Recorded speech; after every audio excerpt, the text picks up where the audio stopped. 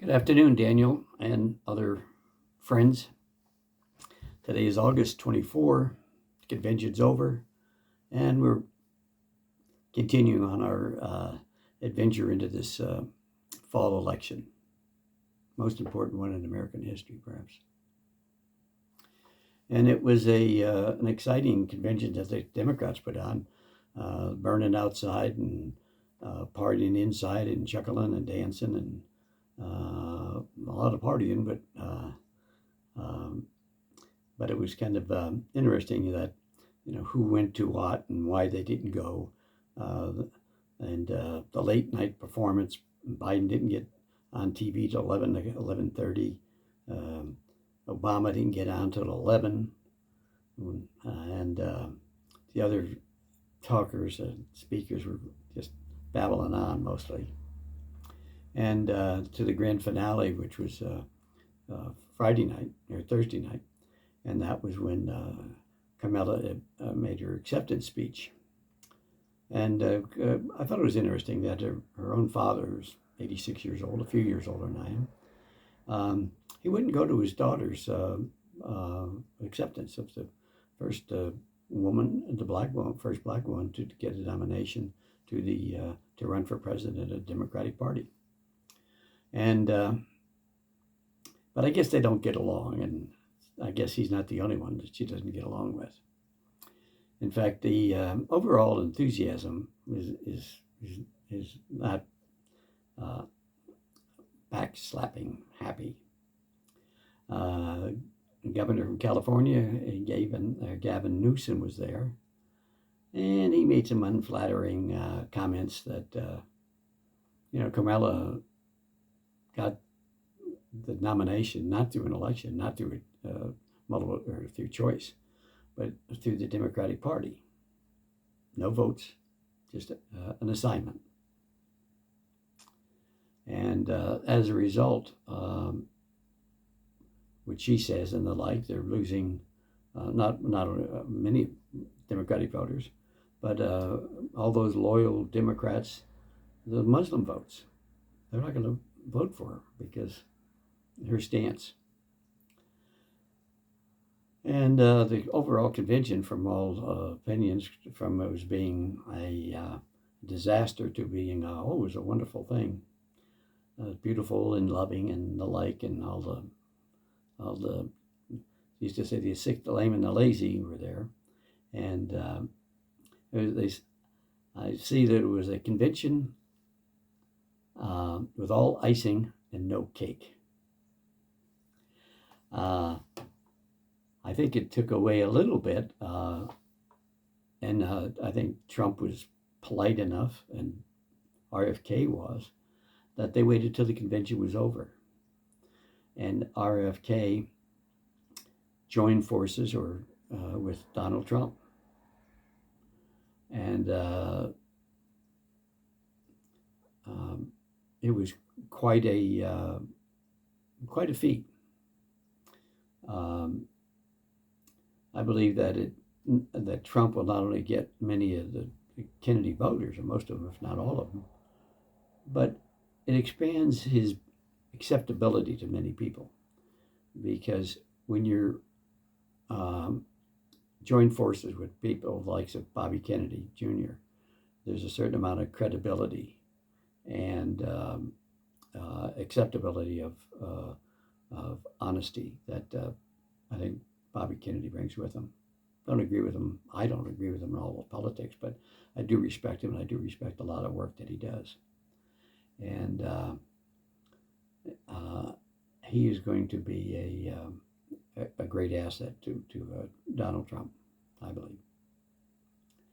And as things go on, the tainted cameras seem to be drifting a little bit away from the warmth of Carmela and the vice president, her vice president, Mr. Walz. I see the CNN panel, which has been traditionally in the Democratic side. One of their later panels on the CNN show the group said that they were seeking an apology from Tim Walz about his mistaking his military rank. Let me tell you a little bit about military rank and how important it is. If many times in life people have embellished a little bit, and they'll say, "Oh, I was doing a great job," or "I was this," or "I was that," and nobody really cares that much. But in the military, everything that the military in a military uniform, it's kind of unique. Whether when you see a person in a military uniform, you can just instantly tell when they're full dress uniform what all about them. You can tell them if they're in the Army, the Navy, the Air Force, the Coast Guard, and even in the Marines. The stripes, the colors, the ribbons, the medals, they tell exactly what that military person is and does and what is achieved.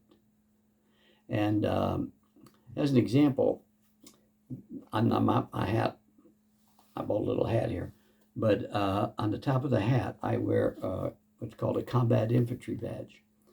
And that goes above all other medals on the U.S. Army uniform, because it says that as an infantryman, I was in combat. And so when I see anyone else that wears this, I know they're a combat veteran. They were toting a rifle. They were a combat veteran. And then on the ribbons that they wear, if you understand the colors and what they mean, might see a Bronze Star or a Silver Star or even the Congressional Medal of Honor. And that they're in those ribbons, they tell it. And you can instantly tell the rank of a soldier by if it's an enlisted man, it's on the side. If it's an officer, it's on his collars. And what branch of the Army, as an example, what colors they wear on their bands and officers.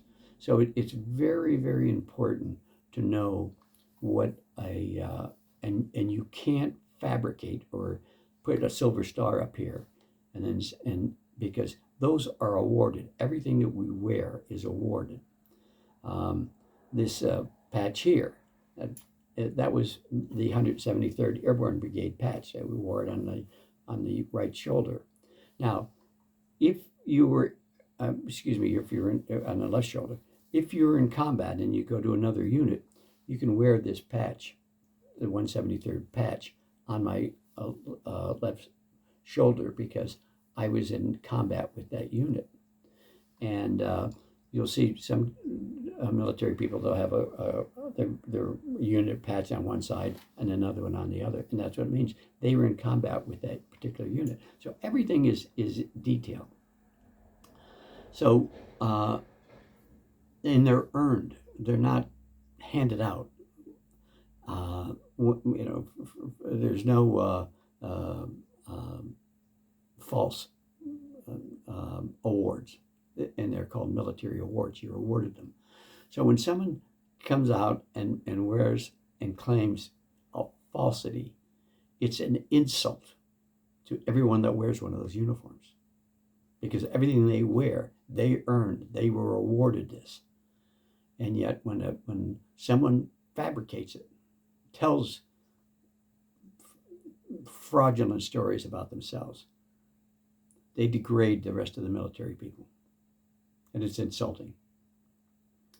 And that's what Walz has done. And he still does. I was a sergeant major. No, he wasn't he was not a sergeant major. He was in training to become a sergeant major, and he didn't complete the training. It'd be like when I went to jump school. If I flunked out after a couple of weeks in training, I don't wear any wings. I don't say, well, I was going to be a paratrooper. No, you didn't do it till you jumped out of the plane. You didn't get those wings until you jump out of a plane. And that's not the only lies that he tells. He said he was the head coach or led the team on to a state championship, and which he never did. And he also about his wife having children and the like, and one of the things I don't think he's been bragging about, but it came out that as assistant football coach and teacher, he was an advisor in high school to a gay dash straight alliance club, recruiting. They recruit students into this club, and I can only guess at what happened at a gay straight alliance club.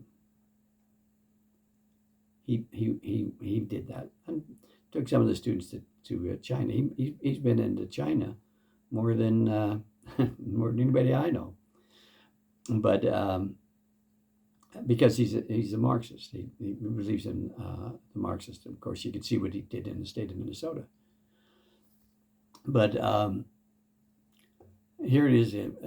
He was chosen supposedly because he was married and he was a big macho football coach or whatever, assistant coach. And I guess they gave some credence to his stability because of that. But we all know what happened at Penn State. So we can't, just because you're married, just because you're a football coach, that doesn't mean you're not a pedophile or some other thing like that. But enough of the Carmela and the VP of her choice. There's some other news out there that's kind of interesting. I think it's probably good for the Trumpster, and that is the big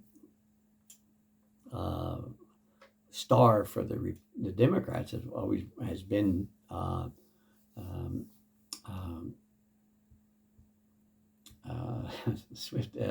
Taylor Swift.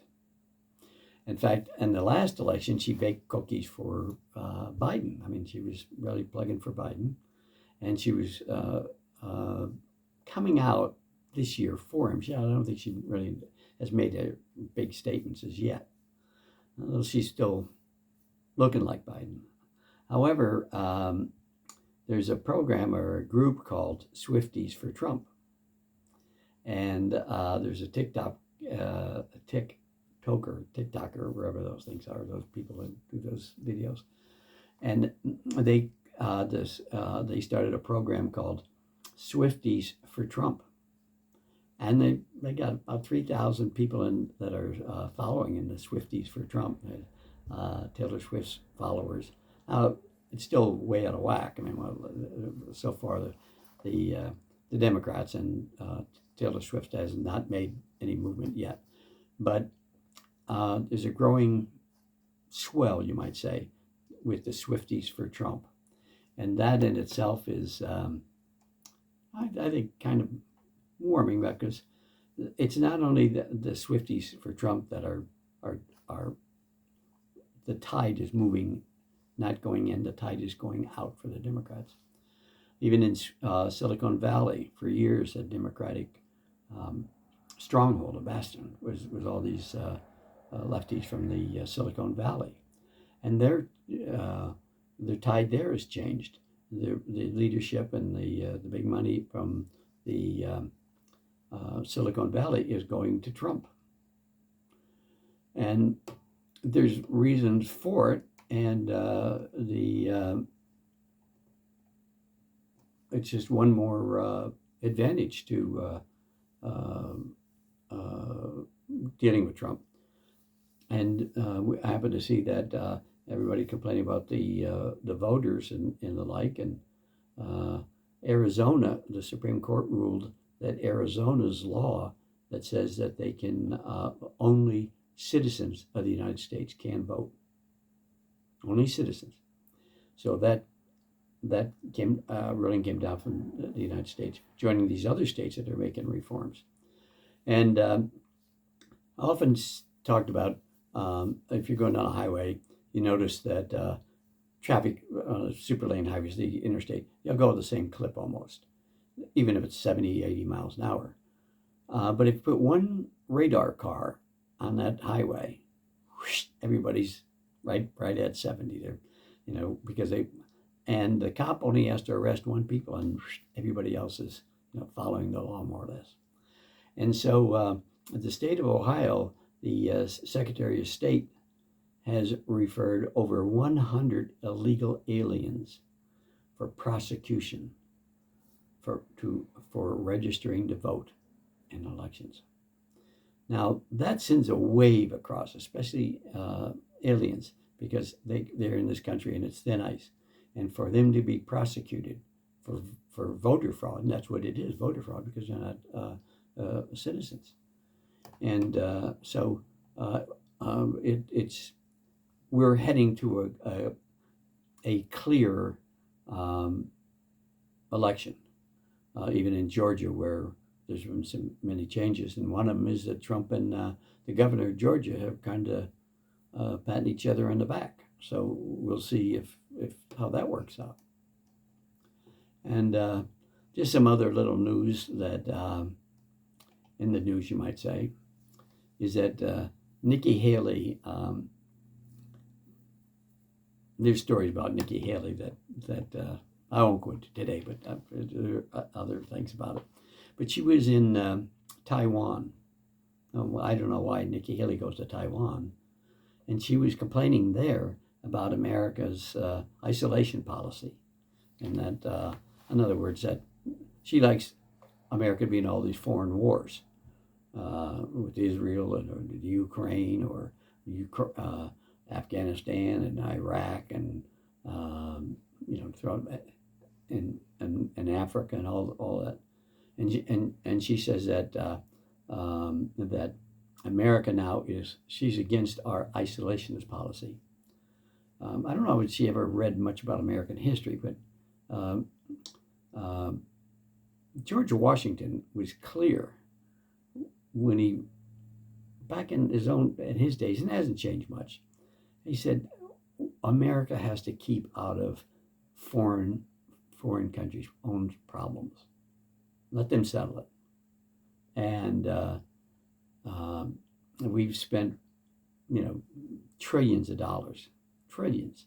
We left $150 billion worth of military equipment in Afghanistan. And Nikki Haley's out, plugging for a new war somewhere. The Chinese and and remember, Taiwan is a Chinese island. There's Chinese, they speak Chinese, they are Chinese. And they'll settle this themselves one way or another. I parachuted into Taiwan in 1964. And they were preparing war then to defend themselves. But they spoke Chinese. Many of the Chinese would go back and forth to at that time, communist China. And there's less restrictions now. But at any rate, getting back to Haley, what is she doing over there? Well, why is she doing that? Is there money in it for her? Probably, I guess. And after spending recently over $100 billion into Ukraine, the U.S. government is now recommending U.S. citizens to get out of there immediately by any means necessary. And you shake your head on that one.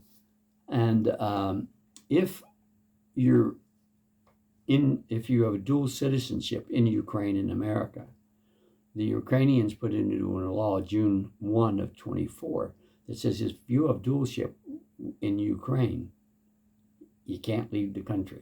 We need your body. We need bodies for this war. So if you have dual citizenships, you can't leave. And that's an interesting dilemma as it's coming about. And I'll get in a little later about the incursion into Russia and really what had happened, what is happening. And it's a little bit surprising. This thing is not going well for them, especially for the Ukrainians. And I happened to see over in Pittsburgh, the chief. Another item is that here it is, August 24. That's about 6 weeks after the assassination attempt of Trump. And they finally doing some investigation. And the only one who's, I should say, 5 of them have been put on administrative leave. And that was the chief of the Secret Service out of Pittsburgh, who was in charge of all the security on that date. And he's been relieved and put on temporary leave, along with 5 other agents that participated in that thing. So something's starting to smell a little bit. And we find that some of these stories, when they first come out, there's more to that story. And that reminds me of the yacht, Bassinian, I believe it's called. The one that went down in Italy with, and the billionaire, I guess he was a billionaire. He and his daughter and others were found in their cabins, whether they were locked in or the furniture blocked it up, whatever it was. But they drowned inside the cabins. Now the whole crew got off, and other survivors, but these people were shut in. And so the Italian government now is looking at criminal activities, whether it be manslaughter or murder, if that be the case in that. And just what a quinky dink is that Lynch's co-defendant, that was found innocent as well as he was killed in a car accident. He died as a result of it, just a few days before he did. So something a little bit interesting, we'll say. And I happened to see in my favorite little note here, after the convention, someone wrote an article in one of the newspapers, and it said, "This election's all about emotion." And as a result of the icing and no cake, all they're saying is that if you think Biden was bad, vote for me, because I'm 10 times worse. and emotional people, if you look at those people at the Democratic thing, there was no cake, and yet so it's emotion. And so I've got to think, harp on my own logic follows truth, and you make a decision. And we use logic and truth in our everyday lives. If we look out the window in the morning and it's raining, well, we address the problem. We get an umbrella or raincoat, whatever it is.